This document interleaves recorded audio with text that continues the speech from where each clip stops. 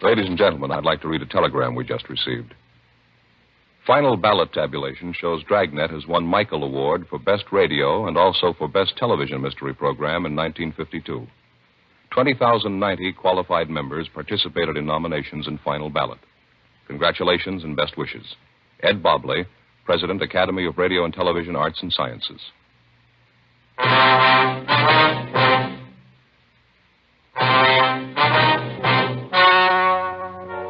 The story you are about to hear is true. The names have been changed to protect the innocent. Fatima Cigarettes, best of all king-size cigarettes, brings you Dragnet on both radio and television.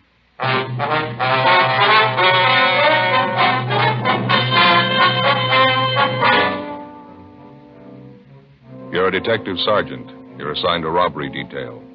A United States mail truck is held up and robbed. 22 sacks of registered mail are taken. The holdup men escape. There's no lead to their identity. Your job? Get them. Compare Fatima with any other king-size cigarette. Yes, compare Fatima with any other king-size cigarette. 1. Fatima's length filters the smoke 85 millimeters for your protection. 2. Fatima's length cools the smoke for your protection. 3. Fatima's length gives you those extra puffs, 21% longer than standard cigarette size. Fatima gives you more for your money.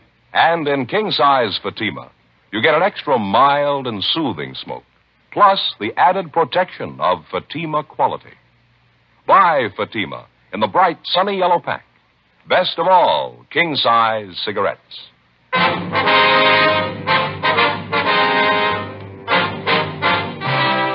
Dragnet, the documented drama of an actual crime.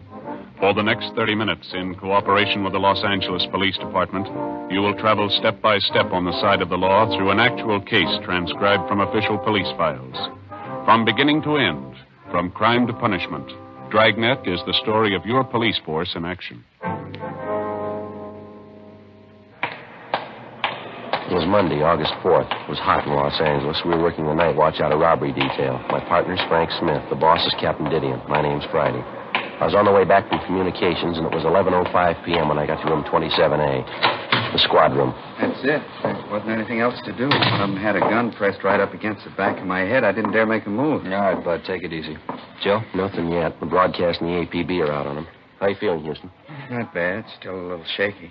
How about my partners, Frank and Adolph? Are they hurt bad? No, a couple of bad bumps in the head. They'll be all right by morning. Doctor's treating them now over at Georgia Street. Can we talk to him tonight? Doctor doesn't think it'd be a good idea. We can wait till morning. You look a little pale, Houston. You sure we can't get you something? No, I'll be all right. Still a little shaky, that's all.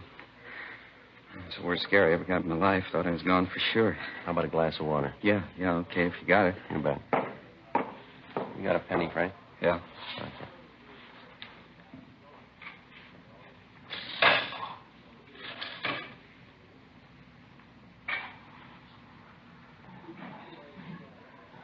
Just talking about the getaway car when you came in, Joe. Yeah. Look, Houston here is pretty sure he was right the first time. It was a dark blue sedan, late model. Mm-hmm. Any idea at all what make it was, Bud? I wouldn't like to say definitely. I don't want to mix you up. I got half an idea it was a GM car, maybe a Buick or an Olds. I can't say for sure, though. Well, here's your water. Oh. You didn't get a look at the license, huh? You're sure of that, are you? No, I didn't see it at all. The whole thing went too fast for me. Uh-huh. I appreciate this. I got it. Robbery, Smith. Yes, sir. Oh, yeah, Inspector. Mm-hmm. Yeah, I see. Yeah, we'll be here for a while. Yeah, 27A. Right, thank you. Goodbye. You got it. Post Inspector Joe. He's on his way over now. That's fine. Hey, Bud, when you started your run with that mail truck tonight, you have any inkling at all that there was something wrong? I don't think I got you, Sergeant. What do you mean? Well, I mean, did you happen to notice anyone suspicious hanging around the post office out by the loading platform, maybe? Something? No, buddy.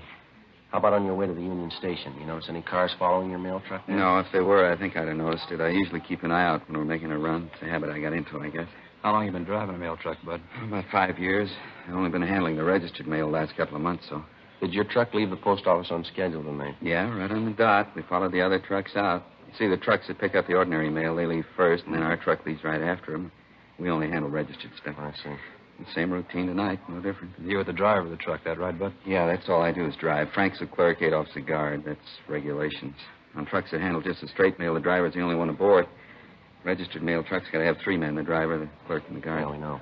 You usually drive the same route from the post office to the Union Station, do you? Yeah, we go the same way every night. Straight down Temple Street. Turn right and go down Ferguson to Alameda. Then over Alameda to Union Station. Make the pickup or the delivery, and then we come back the same way to the post office. That's the route you followed tonight, huh? Yes, sir, that's it. Only we didn't make it back this time. I'd like to make sure we got this straight now, Bud. Do you mind checking us out on exactly what happened from the time you got to the Union Station? No, I don't mind. Well, try to relax if you can. Just take your time. Try to remember everything, will you?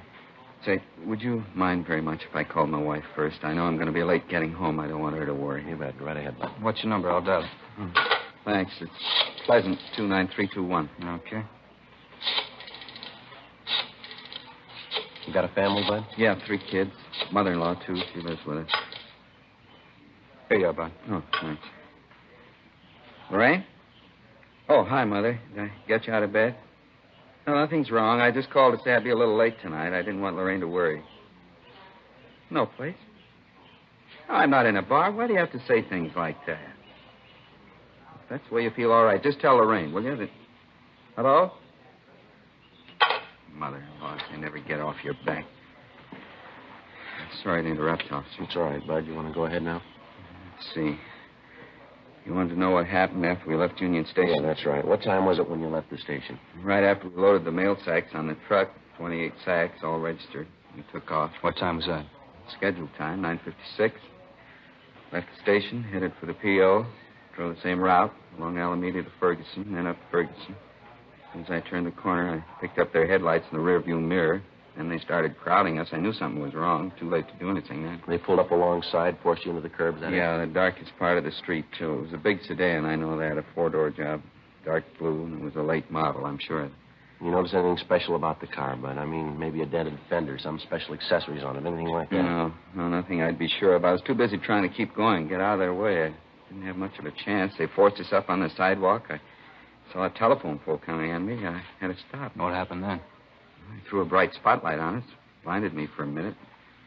And these 3 men got out of the car and came at us, guns in their hands. It all happened in a couple of seconds. I was never so scared in my life. Did you get a good look at any of the men? No, I didn't. It was pretty dark. The place they stopped us at. I couldn't be sure I'd recognize any of them if I saw them again. Well, what'd the men do when they came up to the truck? They put their guns in our face, made us get out of the truck and climb into their car, the blue sedan. And one of them got in the mail truck behind the wheel. His name was Sid. I heard that. One of the men said, "Follow us in the truck, Sid. You know where to go." That's what he said. You happen to hear any other names? No, that was the only one. And Sid seemed to be the boss. He was giving the orders anyway. They put you and your 2 partners in the back seat of their car? Yeah, and the 2 thieves were in the front seat. One drove and the other held a gun on us. He kept the lower part of his face covered with a handkerchief. You could see the mail truck following a little ways behind us. Mm-hmm. They drove you straight down Alameda, is that right? Yes, sir. Like I told you before, I think it was about a mile and a half. And they turned off right into that alley by the warehouse, same place you found it. Mm-hmm. I figured that was the end. They got us out of the car, Frank and me and Adolph. Made us line up against a brick wall there, hands up in the air, facing the wall, and then they opened up the back of the truck and transferred the mail sacks to their car. Well, any conversation while all this was going on? Not too much, no. You see, one of them, I think that was Sid. He covered us with a gun, a shotgun. The other 2 moved the mail sacks from the truck to the car, and every once in a while the Sid would tell them, "Come on, faster. We're short on time."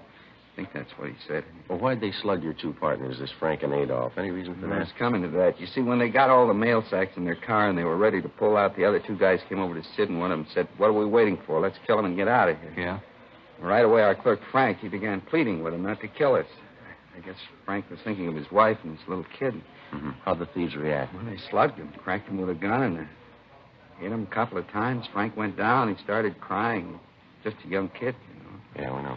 Well, this other guy told Sid again. He said, "Come on, let's kill him. Let's get out of here." He's the one who had something wrong with his voice. It was real husky, you know, like he had a cold. Go ahead. Well, I got to say, this Sid wasn't much for killing us. He told the other guy he didn't think they ought to kill us because they'd set him up for a murder rap besides mail robbery. The other 2 guys told Sid, "What's the difference? If we're going to rob the mails, we might as well go all the way." And they argued about it a minute or so. Yeah. And my other partner, Adolph, he began to plead with him. He said, "Please don't kill us." I was sick to my stomach. I couldn't even talk. What'd you say? I said I was sick to my stomach. I couldn't even talk. Is that when they slugged Adolph? Yeah, this Sid slugged him. He hit him worse than he did Frank. He kept beating him and beating him. I still hear it. I just got sick. Well, make a long story short, this Sid finally said, "We'll give him a gambler's chance. We'll toss for it." Hmm? That's just what he said. He said, "We'll toss for it." And he says, hey, you. And he motioned to me. He said, I'm going to toss a coin. You call it. If you lose, we kill the three of you. If you win, we don't. So help me, it's the truth.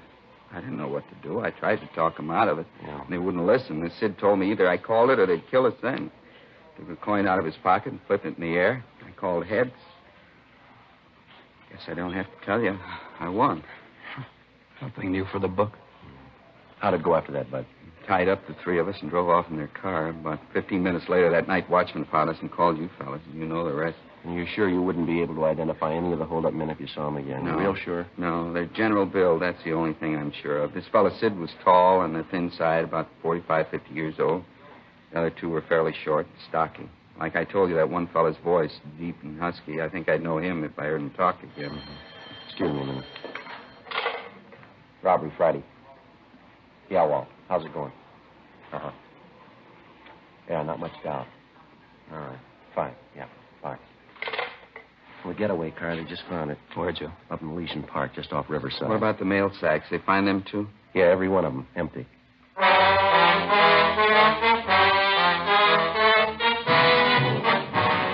According to the report we'd received, the getaway car was found parked in a clump of shrubbery on the edge of Elysian Park, about half a mile from Riverside Drive. All of the 28 registered mail sacks were found scattered in and around the car, and with the exception of a few pieces of mail, the sacks were empty. The crew from the crime lab was dispatched immediately to the scene to check the car and the mail sacks for fingerprints and to cover the entire area for physical evidence. The mail truck was also gone over for prints at the point where it had been located. The officers at the scene, Sergeants Bitteroff and Gonzalez, continued the investigation on their end. 11:50 p.m. After the inspector from the post office department arrived, we continued our interview with Bud Houston, one of the three victims of the mail truck robbery. We ended the interview a few minutes after midnight, and Houston was driven to his home. The following morning, along with the postal inspector, Frank Smith and I talked to the other two victims, the clerk and the guard, who were with Houston at the time of the holdup. They could add nothing to what their partner had already told us. The investigation went on. Every possible angle was checked and rechecked. 3 days passed. Nothing.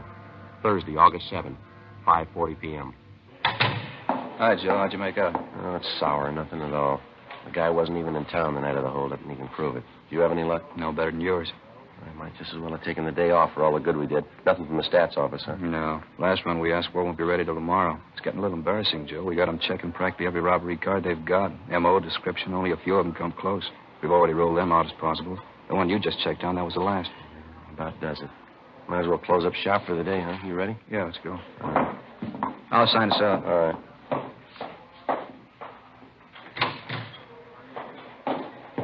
Okay, Joe. Now, that mail truck driver, Houston, he and his partners were in checking through our mug books again this afternoon. Oh, yeah, I forgot about that. They come up with anything? Well, they spotted one mug shot, parolee from Quentin, only a partial ident. 3 of them couldn't even agree on that. I checked on the man. He's back in Quentin for a month. I can't say the 3 of them aren't cooperative. They've sure been working for us, haven't they? Hey, Joe, you in a hurry? How about washing up? Yeah, all right. Been a long time since we've had one start as slow as this one. Yeah, you're ruining the worst, Frank. Oh, I mean right from the start, Joe. We find a getaway car, plenty of prints on it. Can't get a make on any of them. Yeah, I know. Find out the car was stolen. We check the owner, location, leads nowhere. Prints on the steering wheel of the mail truck, parts of the mail sack, still no make. How tough can it get?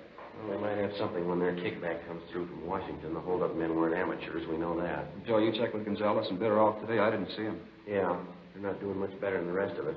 They got an informant hot on the thing. He's supposed to have some word for him tomorrow and a couple of possibles. Say, how about the money taken from the mail they got? List of the serial numbers on the bills going out to everybody? Yeah, a revised list went out late last night. Copies sent all over the country. Right? Yeah, Mac, we're in here. Call for his squadron. Says in the Okay, thanks. We'll be right there.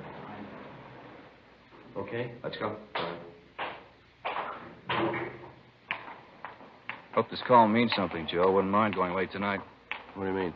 My sister-in-law, Florence, she's having me and the wife over for dinner, some kind of fancy pork dish. What's the matter with that? She never cooks anything until it's done. She likes things raw. Oh, that's all? Imagine what that roast pork's going to be like. We'll all end up with trichinosis. Yeah.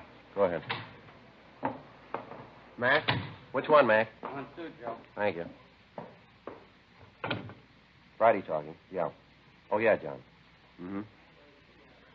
Okay, fine. About 20 minutes. 20 minutes, yeah. Right, thank you. Anything, Joe?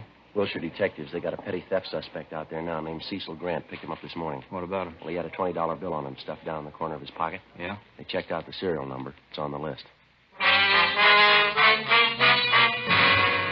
6:05 p.m. Frank and I got in the car and drove out to Wilshire Station, where we double-checked the serial numbers on the $20 bill taken from the petty theft suspect, Cecil Grant. It checked out. The officers at Wilshire Division had already made a run on Grant through R&I, but outside of one other arrest for petty theft, he had no further criminal record. His fingerprints had been checked, but they failed to tie in. The suspect was taken from his cell to the interrogation room, where Bill and I questioned him. He talked a lot, but he didn't say much. Well, now, look, there ain't any reason to get mad. We can settle this thing without a big rhubarb. No reason to get mad. 28 sacks of U.S. mail, mister. A couple of men slugged till they couldn't stand up. We figure that's a good reason. All right. I know. Why bring your troubles to me? I wasn't in on You got a piece of the loot, a $20 bill. You had it in your pocket. You admit it's yours. All right, so what? The holdup's still fresh. It ties you in close, Cecil. You're warm enough for us. What do you mean? What are you getting at? You don't need me to explain it. You got a piece of the loot. You say the bill must have been in your pocket for at least a day. That's right. Then it's a good chance you were in contact with the thieves. Either that or you're one of them. I'm not. You know that. Couldn't have been there. I got an alibi. Now, face it, Grant. You're not going to alibi that $20 bill. Now, how about it? I don't know. I told you I don't know. If it's not your job, you better check us out, Cecil. Robbing the U.S. mail. I think you know what that gets you. I don't know. Money was in my pocket. I just don't know. 25 years, 30, maybe 35. If you're not in, why fool with it? How about it, Cecil? I'm not in. You know that. Then what about the 20? What about it? Well, this is the way it happened. Guy owed me a 20. Owed it to me for 6 months, maybe more. Tuesday he came around, paid off. Gave me that bill you got. This last Tuesday? That's right. Thought it was funny, but he's a nice guy. I didn't want to make trouble. How do you mean? Well, when he paid me the 20 back, he said, well, look, here, the bill isn't phony, but don't let it out for a couple of days. Bill's okay, but just sit on it, maybe a week or two. That's just what he told me. Who was it? Where did we find him? Well, he's a nice guy, friend. I don't want to make trouble. It's already made. Now, what about it? Johnny Carter, 380 Nashville Avenue, apartment 2.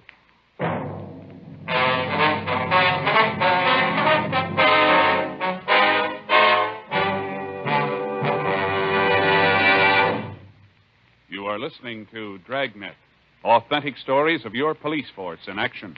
Because of its quality, Fatima is the one king-size cigarette that stands out. Here's the practical way to prove that yourself. Compare Fatima with any other king-size cigarette. 1. Fatima's length filters the smoke 85 millimeters for your protection. 2. Fatima's length cools the smoke for your protection. 3. Fatima's length gives you those extra puffs, 21% longer than standard cigarette size. Fatima gives you more for your money. And in king-size Fatima, you get an extra mild and soothing smoke, plus the added protection of Fatima quality. Because of its quality, its extra mildness, and superbly blended tobaccos, more and more smokers coast to coast are switching to Fatima every day. Buy Fatima. Your money back plus postage if you're not convinced Fatima is better than the king-size cigarette you're now smoking. Just return the pack and the unsmoked Fatimas by August 1st, 1952.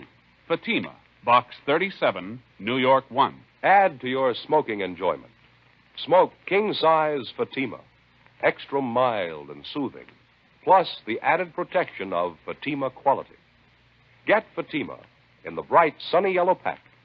Best of all, king-size cigarettes.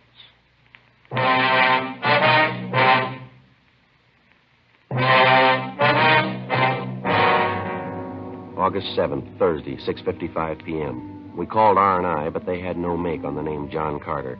My partner, Frank Smith, and I left Wilshire Division and headed out to check on the address given us by the theft suspect, Cecil Grant. The 300 block on Nashville Avenue was in West Hollywood, just below Melrose. Number 380 was an aging two-story apartment house. The architecture was old Spanish, a relic of the mid-20s. The name John Carter appeared on one of the mailboxes, but when we rang, there was no answer. We contacted the apartment manager, and he told us John Carter worked at night at a downtown garage. Along with the manager, we went up to the second floor and checked through the suspect's apartment. We found nothing to indicate that he'd taken part in the mail holdup. After a routine interview with the manager, we got the name and address of the garage where Carter was employed, and we left. 8:23 p.m. We pulled up and parked half a block away from Carter's place of employment, an all-night service garage on South Figueroa. Frank waited in the car, and I headed up the block alone toward the garage. In the event Carter was one of the mail truck holdup men, there was a possibility his two Confederates might be employed at the same place he was. If this was the case, we didn't want to tip him off.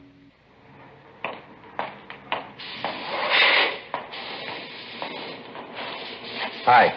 Yeah. You want something? Yeah, I do. I need a little help if you got the time. I don't know. I'm busy right now. What's the matter? I got my car stalled down the street there. I can't figure out what's wrong. A lousy thing just stopped on me. All right. Check the gas tank. Yeah, nothing as simple as that. I got almost a full tank. Well, I hate to bother you. You think you could come down and take a look at it? It's not far, just a half a block down the street. I'm pretty busy. You can see that. I don't know. Sure appreciate it if you give it a look. I'm not much of a mechanic myself. Probably something real small. My car's almost new. I don't know. Just a minute. All right. That's going to have to do. It's $2.50 service charge. I have to leave the garage. I guess you know that. Okay, that's all right with me. I got to get that car started. You pay in advance. We've had too many hassles on this before. Okay. There you go. Yeah, okay. Just down the street, you said? Yeah, down this way. Okay. I don't know what happened to the lousy thing. He just quit on me. Nice night. What'd you do, pound on the gas pedal, flood the carburetor? No, I don't think so. I kept trying the starter when the thing quit on me. There's an automatic choke on the car, though. Maybe that had flooded. I don't know. A half a block now. Which one's your car? Straight ahead there, the gray sedan. Oh, yeah. This one right here. Okay, get the hood open.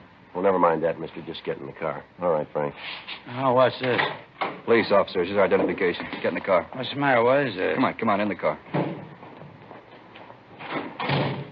Hey, what's the pitch? What's it all about? Your name, John Carter, address 380 Nashville Avenue? I don't know what you're talking about. Is that your name and address? All right, it is. What about it? Get him behind you. Help him, Frank. Yeah. All right, that's good.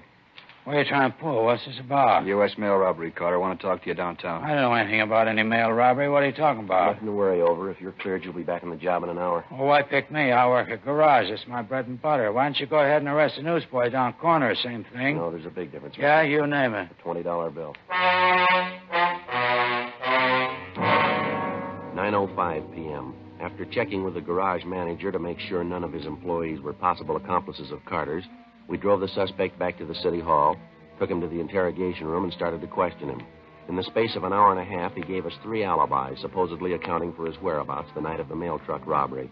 In the same period of time, we checked out each of the 3 alibis by phone calls. Every one of them was a lie. The questioning went on. 11:30, midnight, 12:30 a.m. We sent out for coffee. 1 a.m., 1:30. We stayed on it. 2 o'clock, 2:30, 3 a.m. It was like any other interrogation. It's a lot tougher to keep asking the questions than to answer them. We were as tired as the suspect, but he had one big advantage. We had to keep pressing, and we couldn't afford to show our fatigue. All he had to do was to say no and refuse to answer the questions. At a few minutes before 5 a.m., we called a halt to the interrogation, but not before we gained a point. Apparently, by a slip of the tongue, Carter gave us the name of the girl he was keeping company with and also her place of employment. After we booked Carter on suspicion of 211 PC and after we picked up 2 hours' sleep, we located the girlfriend, a Grace Nelson, at her place of employment, a telegraph office at Alpine and South Flower. All I know is I met John about 3 months ago. His family's from Cedar Rapids, same as mine. There's nothing wrong with John I know of. You know any of his friends, Miss Nelson, any of the people he has dealings with? Not personally, I don't. Heard him talk about some, though. Why, what's the matter? Do you remember any of the names, Miss Nelson? Let's see. He's always talking about Sid. I don't know his last name, though. Don't know where you'd find him. And then there's Sammy. Don't remember his last name either. Met Sammy once, but don't know where he stayed. Do you notice anything unusual about Mr. Carter the last week or so, ma'am? I mean, anything peculiar, anything out of the ordinary? Anything peculiar? No, I don't think so. John's been just as nice as ever to me. Like him very much. Matter of fact, he's been nicer than he's ever been. How do you mean, miss? Well, for my birthday, last Wednesday. Yeah. Well, he was so sweet about it. Really sweet. He gave me $400. Gave it to me in cash. Told me to go out and buy what I wanted. Wouldn't you say that's sweet? Have you any of that money left, Miss Nelson? Why, yes, of course I have.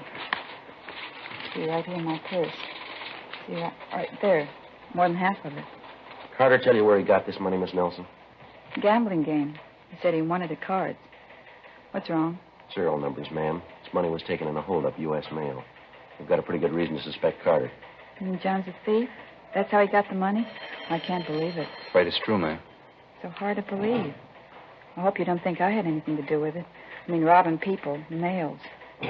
Are you sure it's John Carter you want? Yes, ma'am, we're pretty sure. We understand you were pretty close to him. He said the two of you were going to get married. I don't know. We did have it said at one time, but no, I don't know. I mean, I have people in this town, my whole family. I couldn't let this get out, no. You're willing to admit the $400 you got came from John Carter, the same bills that he gave them to you? I don't know. I love John.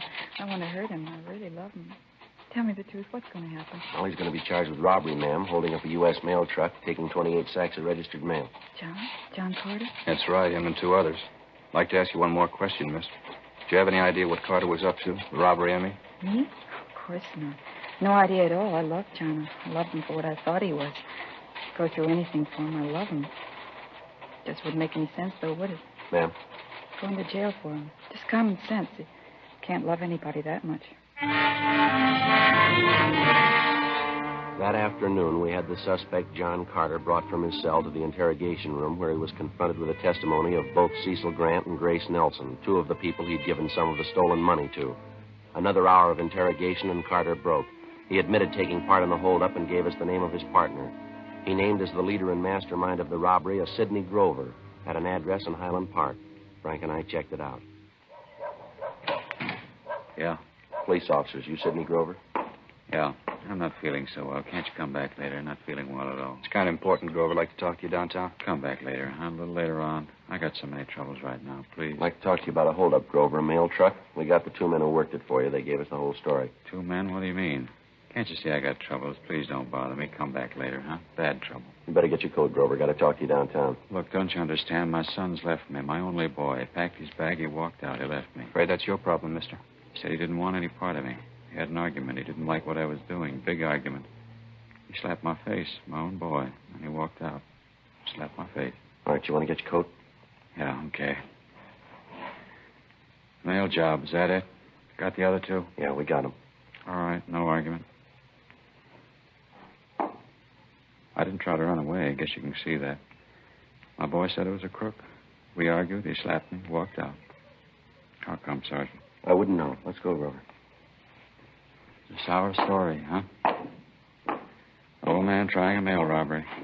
I'm 55. I don't look it, do I? Kid slapped my face. He said I was a crook. I couldn't hit him back, my only boy. Wish he hadn't called me a crook. Pretty sour story, isn't it? Yeah, it's sour. Let's go. The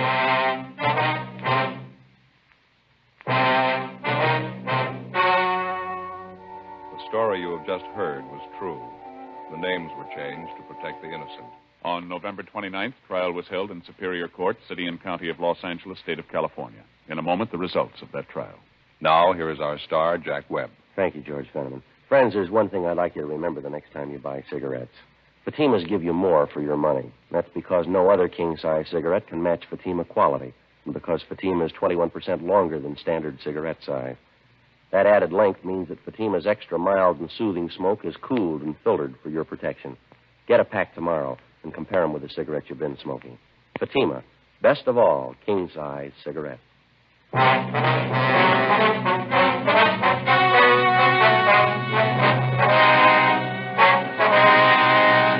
Sidney Allen Grover, along with his two accomplices, John Harold Carter and Samuel Maxwell Johnson, were tried and convicted of robbery in the first degree, 1 count, and assault with a deadly weapon, 1 count.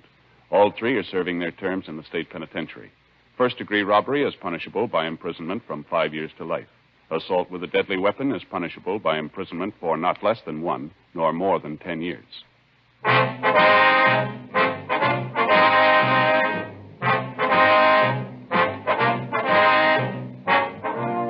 You have just heard Dragnet, a series of authentic cases from official files. Technical advice comes from the Office of Chief of Police W.H. Parker, Los Angeles Police Department.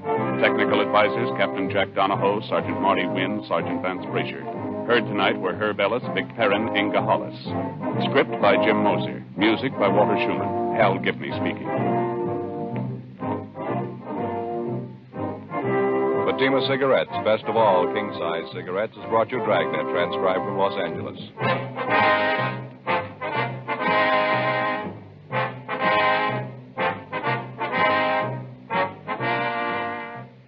Now, it's Counter Spy on NBC.